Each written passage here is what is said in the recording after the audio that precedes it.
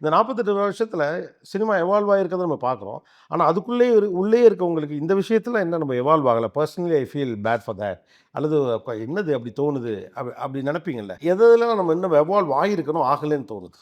As cinema நல்லா evolve ஆயிருக்கும். ஐ மீன் ம். Technically fantastic technicians. சவுத்ல இருக்கிற டேலண்ட் தே கேன் எங்க வேணாலும் சேலஞ்ச் பண்ணலாம். நம்ம சவுத்துங்கிறது நான் வெறும் தமிழ் மட்டும் சொல்லல. மலையாளம், தெலுங்கு, கன்னடா எல்லாருமே அவங்க வேற லெவலுக்கு எவால்வ் ஆயிட்டாங்க. அவங்க படம், திங்கிங் அ அவங்க வேற வித்தியாசமா எடுக்கணும்னு நெனைக்கிறேங்க. நான்லாம் காந்தாராலாம் பார்த்து, ம். அந்த பையன் இந்த சாரி ரிஷப் ஷெட்டி எப்படி பண்ணாருங்கிறது அவர்கிட்ட ரொம்ப நேரம் பேசினேன். So fashion. அந்த பேஷன் இருந்தவங்க எப்படி அத ஜெயிக்கிறாங்க அப்படிங்கிறது பார்க்கும்போது, ரொம்ப பெருமையா இருக்கு. எல்லாமே இவால்வ் ஆயிருக்கு. நான் வந்து குறை சொல்றதுக்காக இல்ல. ம். நம்ம எப்படி ப்ரிப்பேர் பண்ணி டஃபன் ஆவுறதுன்னு தான் நான் சொல்றேன். கிரிட்டிசைஸ் பண்றது ரொம்ப ஈஸிங்க. அதுதான் எல்லாருமே இன்டர்நெட்ல ஆளுக்கு ஆளு வந்து பத்திரிக்கையாளர் ஆயிட்டாங்க.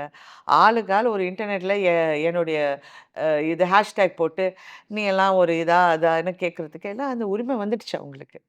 So, how we are going to prepare அவர்செல்வ்ஸ்.